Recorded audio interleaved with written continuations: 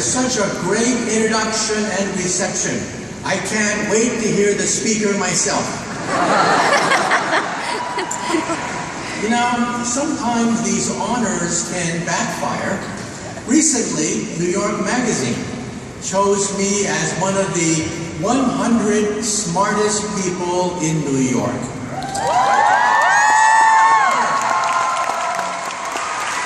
However, in all fairness, I have to admit that Madonna also made that same list.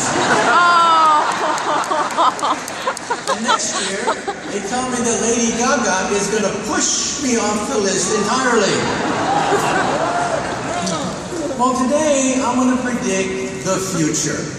Your future. Predicting the future, of course, is dangerous.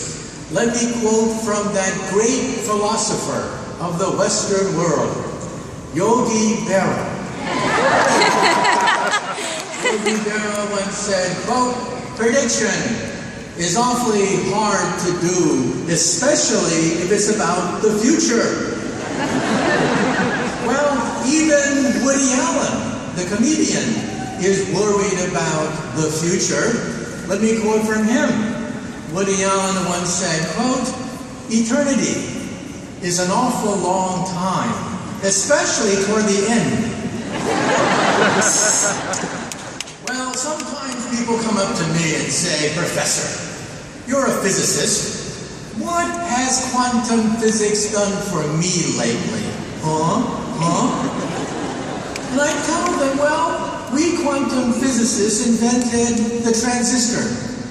We invented the laser.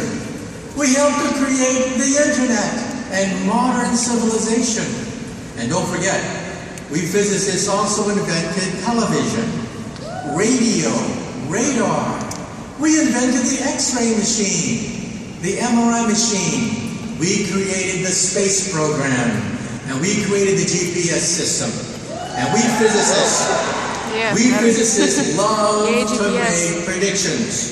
When we helped to assemble the internet, one physicist predicted that the internet would become a forum of high culture, high art, and high society. Well, today we know that 5% of the internet is pornography. But that's because teenage boys log on to the internet. Nobody here, of course. But just wait. In the future, just wait till the grandmas and grandpas log on to the internet. Then 50% of the internet will be pornography.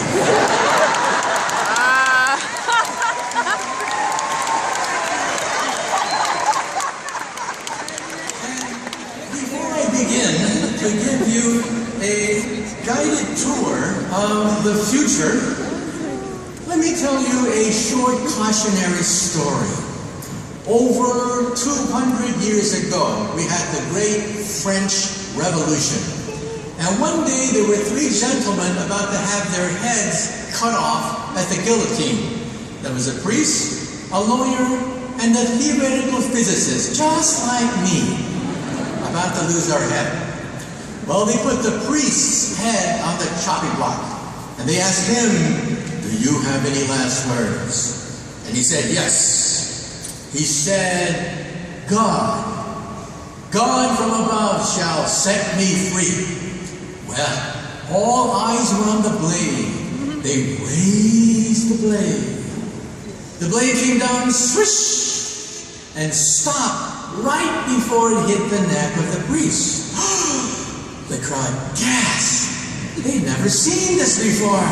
And so they said, "Let the priest go." And now let's see about the lawyer. Yes. They put the lawyer's head in the chopping block. And they asked him, "Do you have any last words?" And he said, "Yes. Maybe the spirit of justice shall set me free." All eyes were on the blade. They raised the blade. The blade came down, swish, and stopped right before it hit the neck of the lawyer. This time, there was dancing in the streets of Paris. People said, God has spoken today. Justice has spoken today. And now let's see about the physicist. They put the physicist's head on the chopping block. And they asked him, do you have any last words? And he said, yeah, I got some last words. And he said, you know, I don't know too much about God. And I know even less about the law. But I do know one thing. If you look up, you'll see that the rope is stuck on the pulley.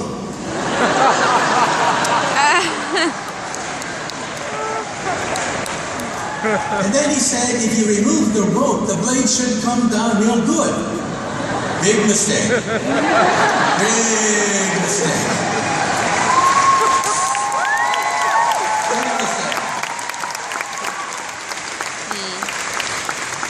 The rope came down, the blade came down, and the poor physicist's head came down. And it just goes to show you that sometimes we physicists have to know when to keep our mouths shut.